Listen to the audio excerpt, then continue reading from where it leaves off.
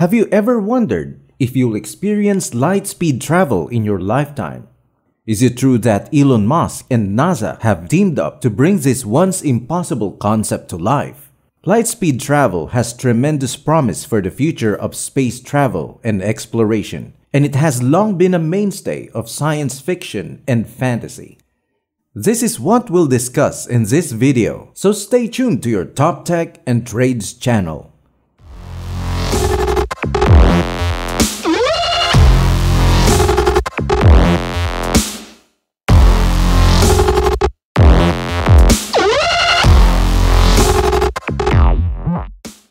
Nothing can move faster than light right now, and our finest aerospace businesses can't make it happen.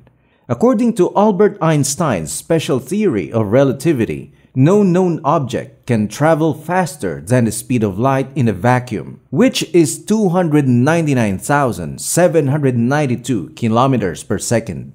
Humans are unlikely to be able to send spacecraft beyond our Milky Way's near vicinity due to this speed constraint. The first experimental measurement of the speed of light was conducted by Hippolyte Fazio.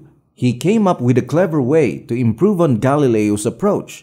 In his experiment, a beam of light was focused on a fast-moving cogwheel. The light is chopped up into very small pulses to the teeth of a turning gear. These pulses traveled around 8 kilometers to Fazio's properly oriented mirror. The reflected light pulse could only reach Fazio on the way back by passing through one of the cogwheel's gaps. What was the outcome? At lower speeds, the light pulse always returned to Fazio through the same gap in the cog's teeth. The pulse was stopped by the next tooth at a precise speed as Fazio moved the wheel faster. Fazio could calculate how long it took light to reach 16 kilometers by knowing the rotational speed, and consequently how quickly the light must be traveling. His amazing speed of 315,000 kilometers per second was within 5% of our most current laser data. The faster anything runs, the bigger it gets and the slower time gets until it reaches the speed of light, at which point it vanishes. We don't have a realistic answer to this problem at this time. Isn't it equally important for our spaceship and cargo to arrive at their destination safely? Albert Einstein eventually proposed his renowned theory of relativity as a result of this. If light has a limited speed, what if you put a flame to the front of a speeding rocket? Isn't it true that the light emitted by this flame travels quickly than light? With multiple thought experiments, Einstein puzzled over this issue and came up with a bizarre solution. The motion of an item must cause the time to slow down in some way. Time, at least theoretically, was no longer constant and relativity was formed. A researcher from Germany, Erich Lentz, has proposed that faster-than-light travel could work within Einstein's theory of relativity.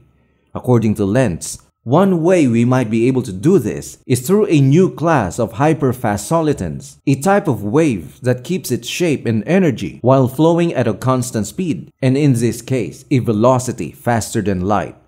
Based on Lentz's theoretical calculations, these hyperfast soliton solutions can exist within general relativity and are sourced only from positive energy densities, removing the need to explore exotic negative energy density sources that have yet to be proved. If an object had enough energy, configurations of these solitons may operate as warp bubbles capable of superluminal flight, and hypothetically allowing it to traverse across space-time while being protected from massive tidal pressures. Lentz said the energy required for this drive traveling at light speed and compassing a spacecraft of 100 meters in radius is on the order of hundreds of times the mass of the planet Jupiter. The energy savings would need to be drastic, of approximately 30 orders of magnitude to be in range of modern nuclear fission reactors. While Lentz's research claims to be the first of its kind, it was almost simultaneously released with another recent paper that proposes an alternate model for a physical realistic warp drive that does not require negative energy function. According to Lentz, both teams are in contact, and the researcher intends to share his data with other experts so that they may study his conclusions. There are still many problems to be solved, but the free flow of such ideas provides our greatest hope of ever exploring other galaxies. The helical engine, presented by NASA engineer David Burns, is the most promising, or at least well thought out, faster-than-light engine design to date. He claims to have developed an engine design that could hypothetically accelerate to 99% the speed of light without the use of propellant. In a submitted report to NASA, Burns explains that it works by taking advantage of how mass changes at relativistic speeds, those near to the speed of light in a vacuum. The study has generated a lot of hype, comparable to the early days of the EM drive, a previous light-speed engine concept. Yet there have been reports that the engine could break the rules of physics. As a thought experiment, Burns displays a box with a weight inside, strung on a line, and a spring at either end, bouncing the weight back and forth. This would cause the entire box to wobble in a vacuum, with the weight appearing to remain stationary. Normally, the box would continue to wiggle in the same region, but if the weight's mass increased in only one direction, the push and hence thrust in that direction would rise. This should not be entirely conceivable according to the concept of momentum conservation, which states that a system's momentum remains constant in the absence of any external pressures. Objects gain mass when they approach light speed, according to special relativity. So if the weight is replaced with ions and the box is replaced with a loop, the ions can theoretically move quicker at one end of the loop and slower at the other. Burns' drive, on the other hand, is in a single closed loop. It's helical, like a stretched spring, which is why it's called helical engine. He wrote in his abstract, "The engine accelerates ions confined in a loop to moderate relativistic speeds, and then varies their velocity to make slight changes to their mass." Burns added that the engine then moves ions back and forth along the direction of travel to produce thrust. The engine has no moving parts other than ions traveling in a vacuum line, trapped inside electrical and magnetic fields. But according to New Scientist, the helical chamber would have to be quite huge. To be accurate, it is 200 meters long and 12 meters in diameter. It would take 165 megawatts of power to generate 1 Newton of thrust. A power station's worth of force is required to accelerate a kilogram of mass per second squared. However, Burns explained that it may just work in the vacuum of space. The engine itself would be able to get 99% the speed of light if you had enough time and power.